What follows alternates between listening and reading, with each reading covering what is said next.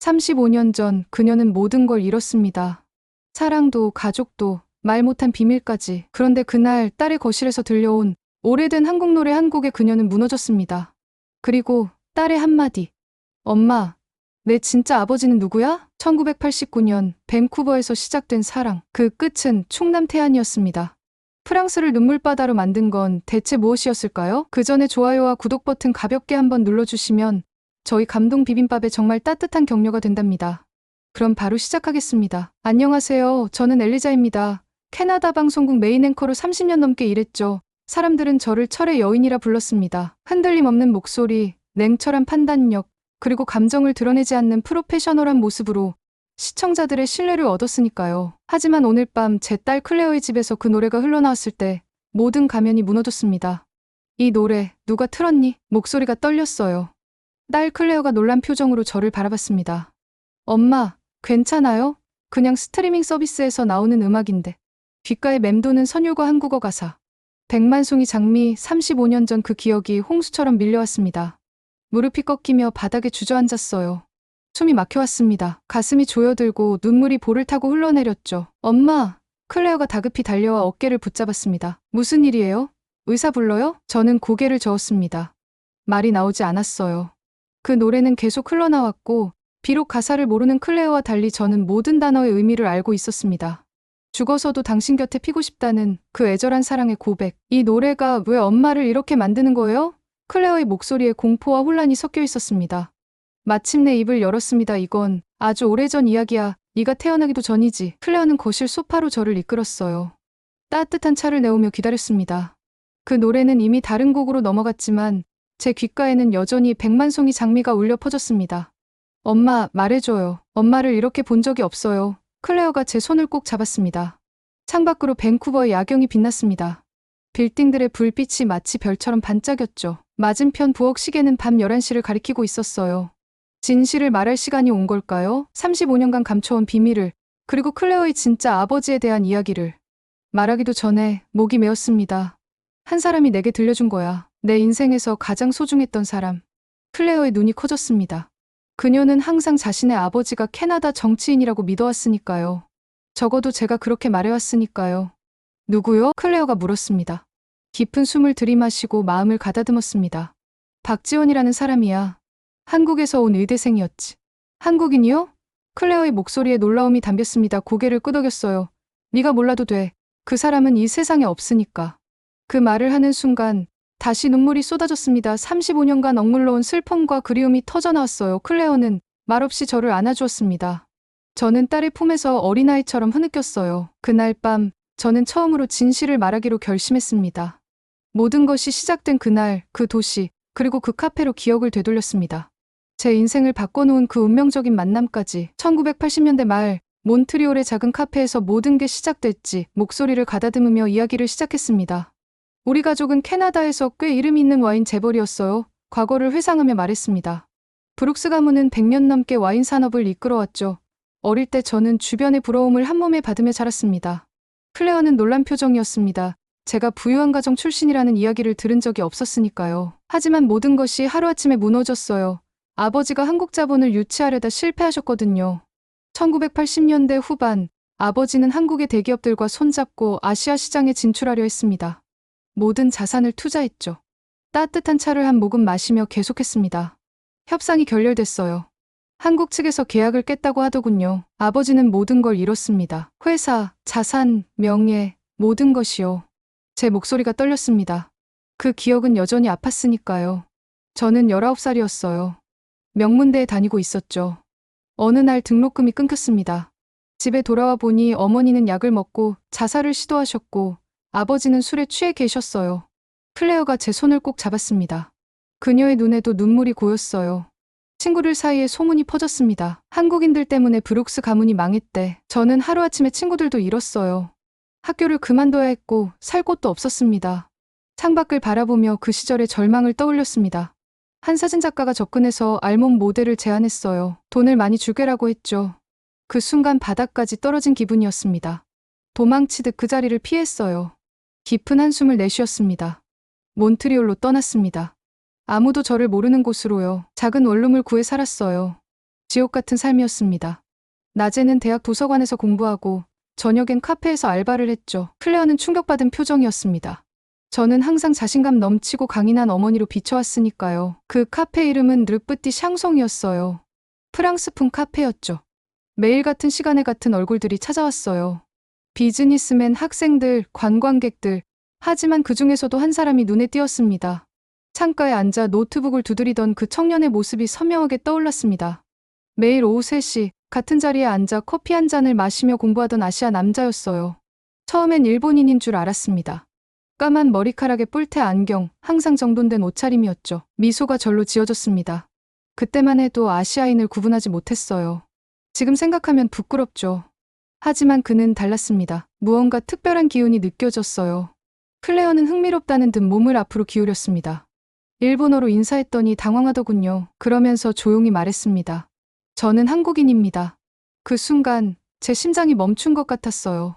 한국인 클레어가 중얼거렸습니다. 네, 우리 가족을 파멸시킨 그 나라 사람이었죠. 순간 분노가 치밀었습니다.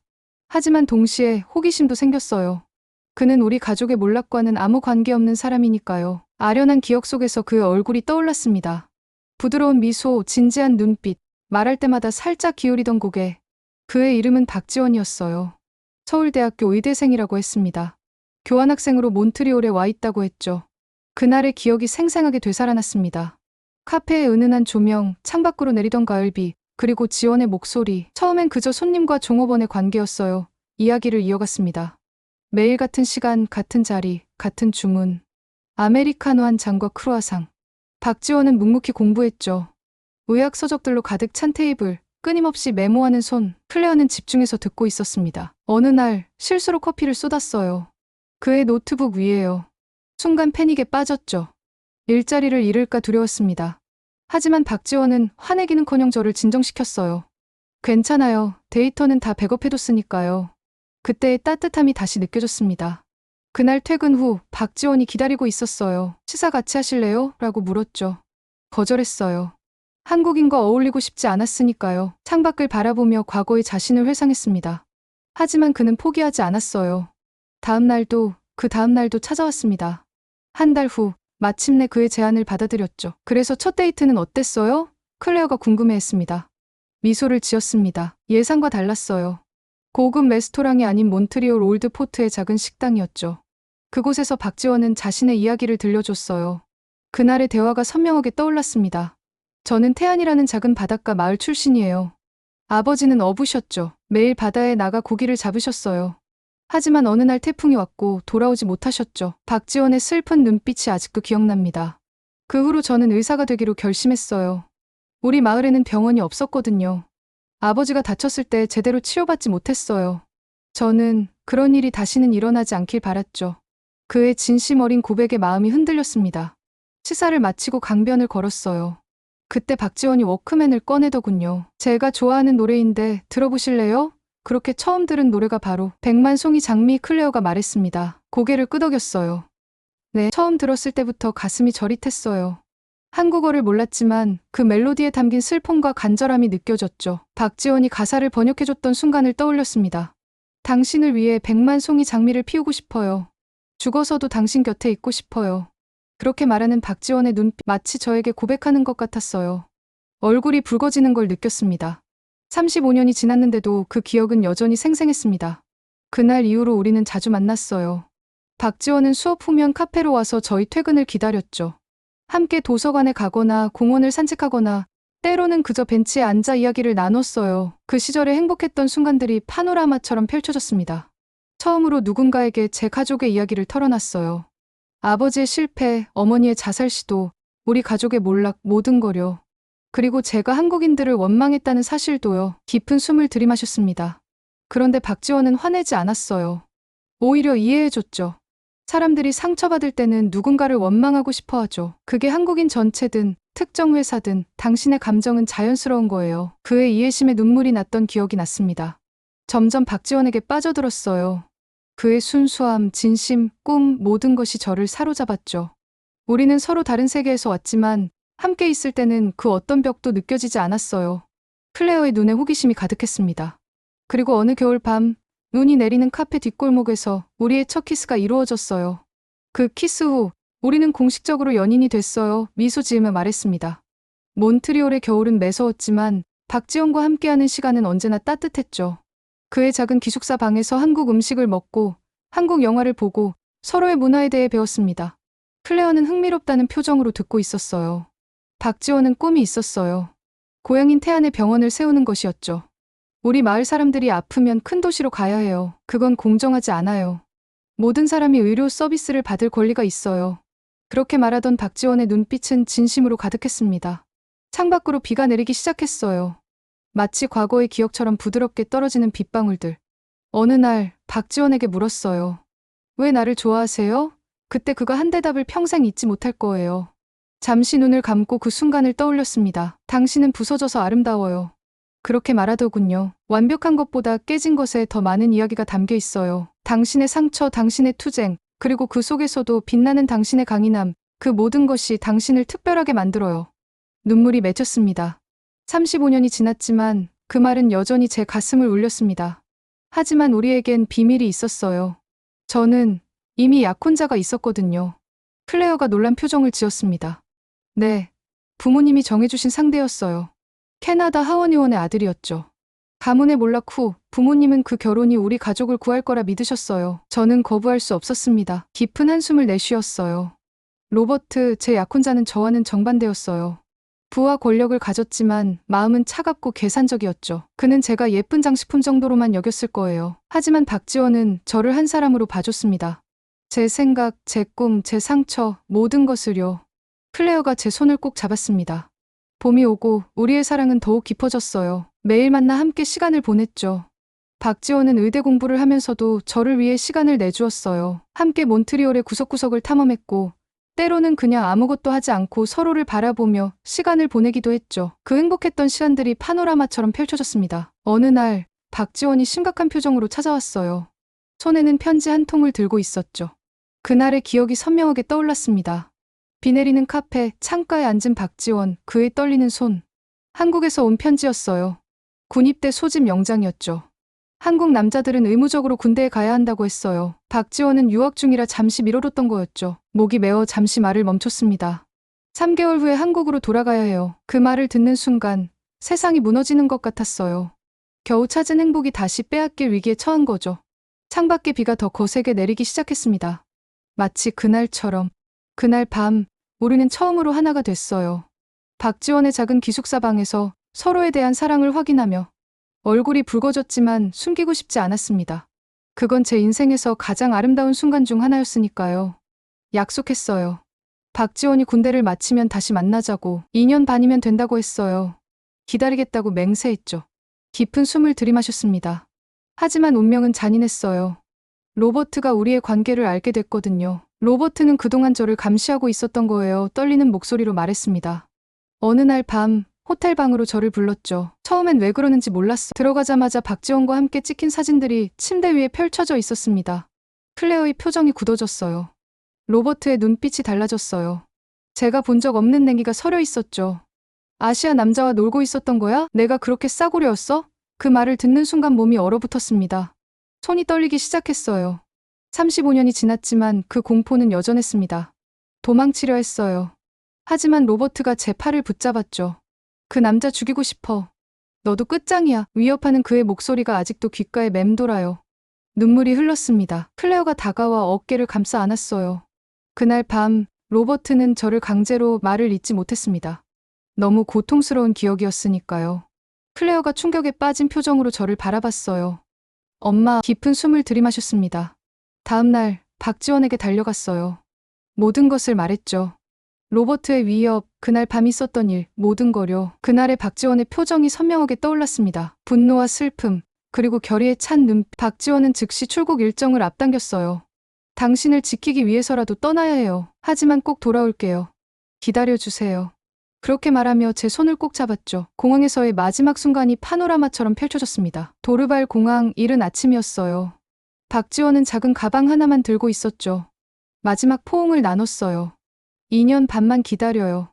군대 끝나면 바로 돌아올게요. 그의 눈에 눈물이 고였습니다. 목이 메어 잠시 말을 멈췄어요. 그때 알았어요. 제가 임신했다는 사실을요. 클레어의 눈이 커졌습니다. 하지만 말하지 않았어요. 박지원에게 더 큰 부담을 주기 싫었거든요. 돌아오면 말할 거야라고 생각했죠. 창밖을 바라보며 그날의 이별을 떠올렸습니다. 박지원이 떠난 후 로버트가 찾아왔어요. 임신 사실을 알고는 격분했죠. 낙태, 당장. 거부했어요. 이건 박지원과 제 아이였으니까요. 클레어를 바라봤습니다. 그녀의 눈에 눈물이 고였어요. 로버트는 저를 감금했어요. 자신의 별장에요. 그곳에서 몇 주를 보냈죠. 매일 밤 그의 폭력에 시달렸어요. 어느 날 너무 심하게 맞아서 병원에 실려갔습니다. 떨리는 손으로 물잔을 들었어요. 의사들이 걱정했어요. 아이가 위험해요. 그 말을 듣는 순간 도망치기로 결심했죠. 병원 가운을 입은 채로 뛰쳐나왔어요. 낯선 도시를 헤매다 한 여성 쉼터를 찾았습니다. 클레어가 제 손을 꼭 잡았어요. 그곳에서 당신을 낳았어요. 클레어. 1989년 12월 3일 운이 내리던 날이었죠. 당신이 태어났을 때 박지원의 눈을 닮았다는 걸 바로 알았어요. 클레어의 눈에서 눈물이 흘러내렸습니다. 박지원에게 편지를 썼어요. 수십 통을 보냈죠. 하지만 답장은 오지 않았어요. 나중에 알게 됐어요. 로버트가 모든 편지를 가로챘다는 거요. 창밖의 밤하늘을 바라봤습니다. 별들이 반짝이고 있었어요. 6개월이 지나고 쉼터의 도움으로 방송국 인턴 자리를 얻었어요. 그렇게 새 삶을 시작했죠. 당신을 키우며 커리어를 쌓으며, 하지만 마음 한구석에는 항상 박지원이 있었어요. 처음 방송국에 들어갔을 때 아무도 저를 신뢰하지 않았어요. 과거를 회상하며 말했습니다.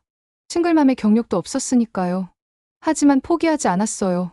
매일 밤 당신이 잠든 후에 대본을 연습했죠. 발음, 표정, 모든 것을 완벽하게 만들기 위해 노력했습니다. 클레어는 존경스러운 눈빛으로 저를 바라봤어요. 운이 따라 생방송 중에 앵커가 갑자기 아파서 쓰러졌거든요. 제가 대신 들어갔죠. 그날따라 큰 뉴스가 터졌어요. 시내 병원에서 산모가 쌍둥이를 출산하는 장면이 생중계됐죠. 미소가 지어졌습니다. 방송 도중 감정이 북받쳤어요. 당신을 낳던 순간이 떠올랐거든요.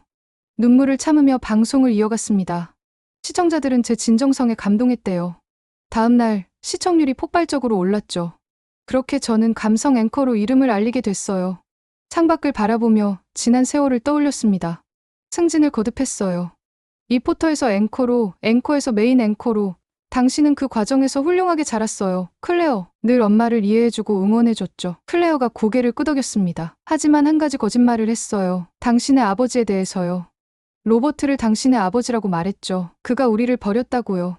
사실이 아니었어요. 당신의 진짜 아버지는 박지원이었으니까요. 클레어의 눈에 상처가 비쳤습니다. 왜요? 왜 진실을 말하지 않으셨어요? 깊은 한숨을 내쉬었어요. 두려웠어요. 로버트의 가족은 강력했거든요. 그들이 당신을 빼앗아갈까봐 걱정됐죠. 그리고 박지원에 대한 기억이 너무 아팠어요. 한국으로 돌아간 후 연락이 완전히 끊겼거든요. 눈물이 흘렀습니다. 매일 밤 꿈에서 박지원을 만났어요. 그리고 매일 아침 현실에서 그가 없다는 사실에 가슴이 찢어졌죠. 시간이 지나면서 그 아픔을 묻어두는 게 더 쉬웠어요. 클레어가 다가와 저를 안았습니다. 당신이 자라면서 점점 박지원을 닮아갔어요. 눈빛, 미소, 심지어 생각하는 방식까지. 그래서 더 말하기 어려웠던 것 같아요. 클레어의 얼굴을 쓰다듬었습니다. 그런데 몇 년 전부터 당신이 한국 문화에 관심을 보이기 시작했죠. BTS 음악을 듣고 한국 드라마를 보고 심지어 한국어까지 배우기 시작했어요. 마치 피가 이끄는 것 같았어요. 클레어가 고개를 끄덕였습니다. 네, 어릴 때부터 이상하게 한국에 끌렸어요. 왜인지 몰랐지만 어느 날 당신이 물었죠. 엄마, 혹시 내가 혼혈인가요? 그때 심장이 멎는 줄 알았어요. 하지만 여전히 부정했죠. 아니야, 내 아버지는 백인이었어. 죄책감이 밀려왔습니다. 당신은 계속 의심했어요. DNA 검사까지 하겠다고 했죠. 그때 정말 두려웠어요. 35년간 지켜온 비밀이 무너질까 봐요. 클레어의 눈을 바라봤습니다. 그리고 오늘 그 노래가 흘러나왔어요. 백만송이 장미, 35년 전 박지원이 처음 들려준 그 노래요. 모든 감정이 한꺼번에 터져 나왔죠. 더 이상 숨길 수 없었어요. 클레어의 눈에는 복잡한 감정이 어려 있었습니다. 엄마, 왜 나를 속였어요? 내 피는 절반이 한국이야. 고개를 숙였어요. 미안해, 클레어. 너무 무서웠어. 그리고 너무 아팠어. 클레어가 물었습니다. 그럼 제 아버지 박지원 씨는 어떻게 됐어요? 정말 돌아오지 않은 거예요? 눈을 감았습니다. 가장 아픈 질문이었으니까요. 1990년대 초 박지원에 대한 소식을 들었어요. 떨리는 목소리로 말했습니다.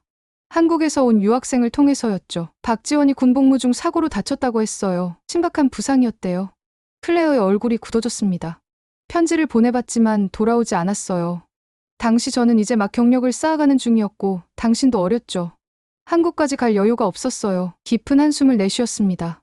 세월이 흘렀어요. 당신이 대학에 들어갔을 때 박지원을 찾아보려고 했죠. 하지만 인터넷 검색으로는 아무것도 나오지 않았어요. 그때 그가 정말 죽었다고 생각했죠. 눈물을 닦았습니다. 하지만 몇 년 전 한국 의료 다큐멘터리를 취재하면서 충격적인 이름을 발견했어요. 태안박지원 병원, 심장이 멎는 줄 알았죠. 클레어가 놀란 표정을 지었습니다. 기사를 읽어보니 박지원이 고향에 병원을 세웠다고 했어요. 그의 꿈을 이룬 거죠. 하지만 그 후로 더 찾아보지 않았어요. 너무 두려웠거든요. 그가 다른 가정을 이루고 행복하게 살고 있다면 그 현실을 받아들일 자신이 없었어요. 클레어가 결연한 표정으로 말했습니다. 가봐야 해요, 엄마. 저희 함께 가요. 고개를 저었습니다. 클레어, 35년이 지났어. 그는 이미 아니에요. 가봐야 해요. 이건 제 아버지에 관한 문제예요. 클레어의 목소리에 결단이 서려 있었습니다. 일주일 후 우리는 한국행 비행기에 올랐습니다. 긴 비행 동안 저는 창밖만 바라봤어요. 35년 만에 박지원을 만난다는 생각에 가슴이 떨렸습니다. 인천공항에 도착해 태안으로 가는 버스에 올랐습니다. 창밖으로 펼쳐지는 한국의 풍경이 낯설면서도 친숙했어요. 마치 오래전부터 알고 있었던 것 같은 느낌이었죠. 여기가 태안이구나. 작은 바닷가 마을에 도착하며 중얼거렸습니다. 사람들에게 물어 박지원 병원을 찾았어요. 마을 중심가에 위치한 현대적인 건물이었습니다. 이 병원은 박지원 선생님이 세웠어요. 지금은 아드님이 운영하고 계시죠. 안내 데스크의 간호사가 말했습니다. 심장이 멎는 듯했어요. 아들, 박지원에게 아들이 있었군요. 박지원 선생님은 지금도 계신가요? 떨리는 목소리로 물었습니다. 간호사가 미소 지었습니다. 네, 은퇴하셨지만 가끔 병원에 오세요. 오늘도 오실 예정이에요. 잠시 기다리시겠어요? 대기실에 앉아 손을 꼭 쥐었습니다.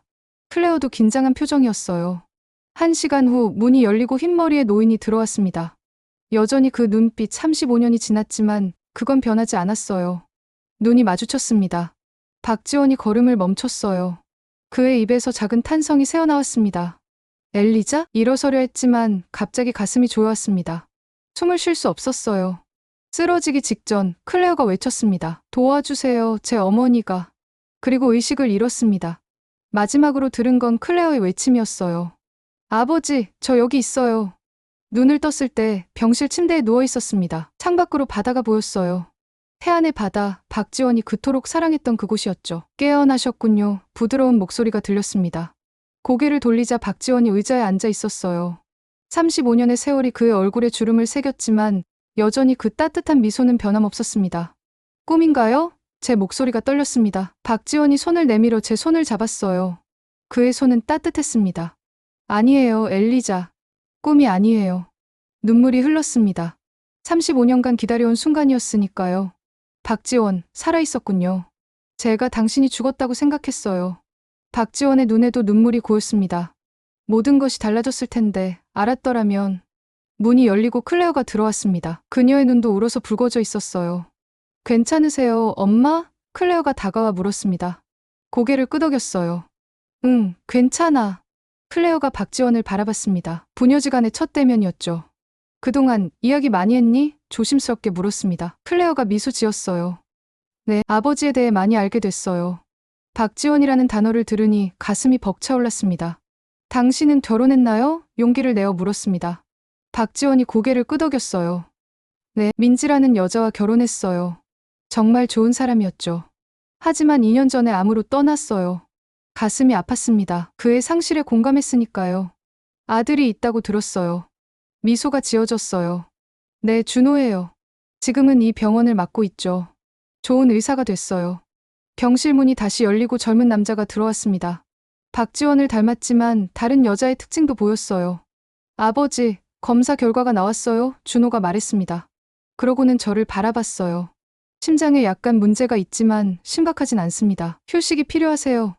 박지원이 아들에게 저와 클레어를 소개했습니다. 준호의 표정이 놀라움에서 이해로 바뀌었어요. 몬트리올의 엘리자군요. 아버지가 자주 말씀하셨어요. 준호가 미소 지으며 말했습니다. 놀랐습니다. 정말요? 박지원이 부드럽게 웃었어요. 당신을 잊은 적 없어요, 엘리자. 준호가 클레어에게 인사했습니다. 우리 가족이 된 걸 환영해요. 그 말에 눈물이 흘렀습니다. 35년 만에 우리는 다시 하나가 됐어요. 이틀 후 퇴원했습니다. 박지원이 자신의 집으로 우리를 초대했어요. 바다가 보이는 작은 집이었습니다. 뒤뜰에는 장미 정원이 있었죠. 백만송이는 아니지만 박지원이 웃으며 말했습니다. 매일 당신을 생각하며 장미를 키웠어요. 가슴이 뭉클했습니다. 그날 저녁 세 사람은 바닷가에 앉아 있었습니다. 박지원이 오래된 카세트 플레이어를 꺼냈어요.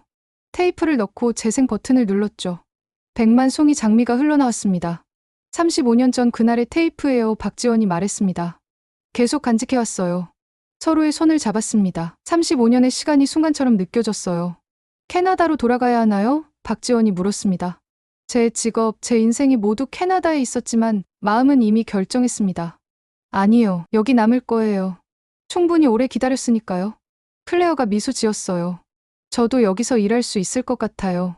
프랑스어 교사로요. 바다를 바라보며 생각했습니다. 35년 전 제 인생을 무너뜨렸다고 생각했던 한국이 결국 저를 다시 일으켜 세운 나라가 됐군요. 박지원의 손을 꼭 잡았습니다. 이제 더 이상 도망치지 않을 거예요. 이곳이 제 진짜 집이니까요. 백만송이 장미가 피어난 곳 태안에서